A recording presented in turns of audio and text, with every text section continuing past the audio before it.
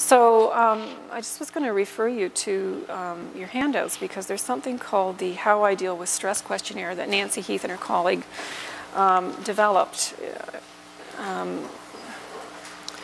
Just to take a look at it, it's a self-report questionnaire, and it has general questions about coping with self-harm embedded in this questionnaire, and then further questions if they have in fact endorsed the so I'm just going to see if I can find it here. It's a 2-pager, so I always like that when it's short and sweet. And basically, it's a very simple kind of rating scale from 0 to 3, addressing what types of coping strategies they might use when they're under stress. And you can see some of them are bolded out. For example, number 4, talk to somebody. If we go down, do risky things. Number 21 is physically hurt yourself on purpose. So this might be a way where you're suspecting it in a youth, but they're not offering it up for information. And then the second part of the questionnaire goes on to check in and ask more specific questions around these areas.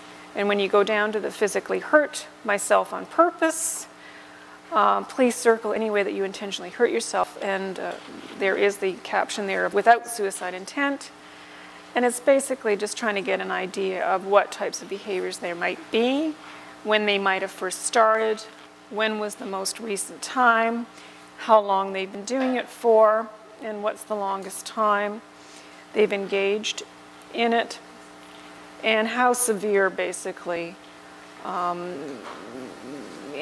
this behavior might have caused in terms of requiring medical treatment. And you can see as well that the question, the suicide question is embedded in there as well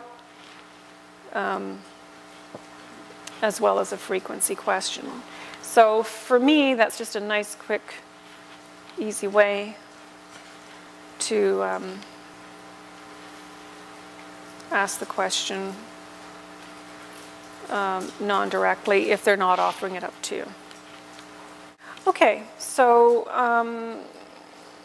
in terms of triage, the type of referral and the urgency is going to depend on a number of things. So first thing is the suicide risk. Second thing is the frequency and the intensity of the self-injury. The third thing is associated difficulties, which might include a major mental health problem like depression and family issues. So depending on what those associated difficulties might be, the referral might be in one direction or another, as I already mentioned.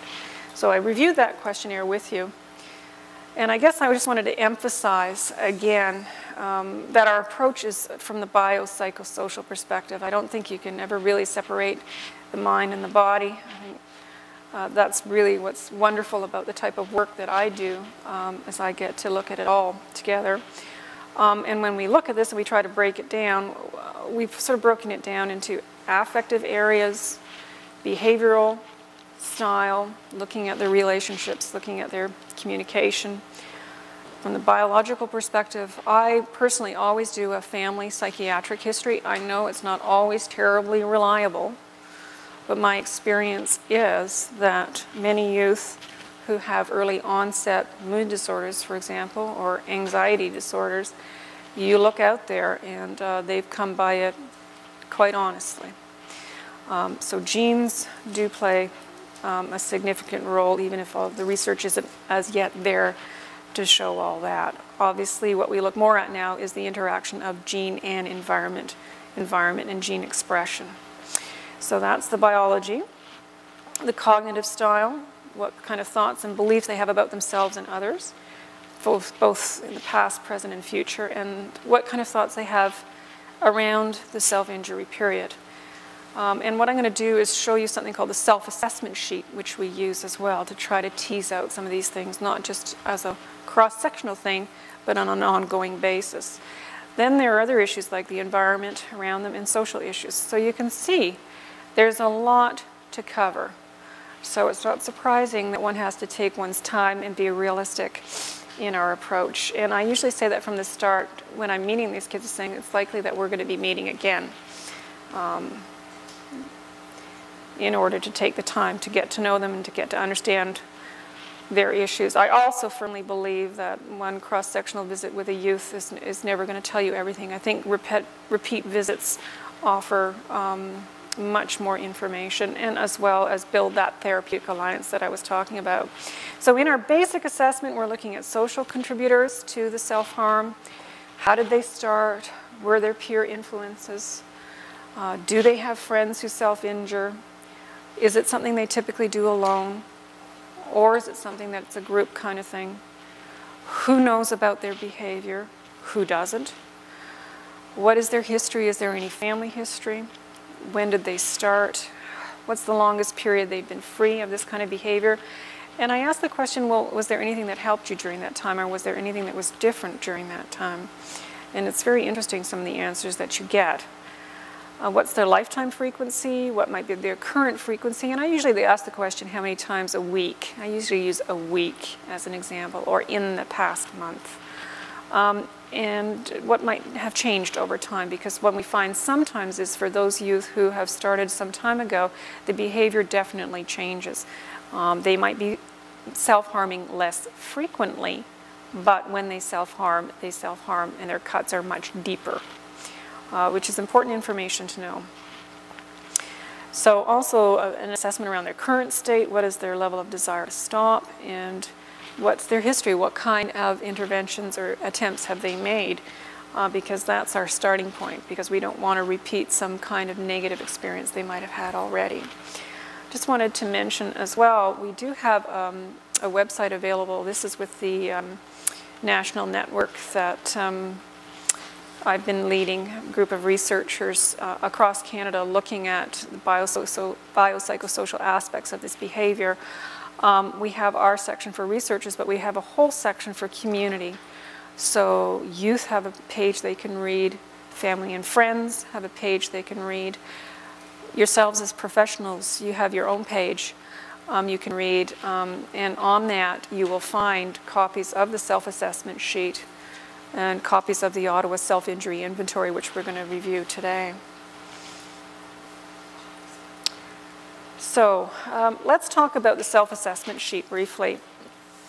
This sheet was developed by myself ad hoc and kind of borrowed from an anger management program that we were using with kids in our partial hospitalization program. And what we do is we look at identifying triggers. I think you have a copy of this as well in your handouts. We look at identifying triggers, looking at the cognitions associated with the act. We try to get them to rate the intensity of their emotional state using a Likert scale. Try to address any attempts to cope differently with the behavior if they've been able to do so, although there's no judgment if they haven't been able to do so. There's an assessment scale around how they feel they coped, and a question around any consequences to their behavior.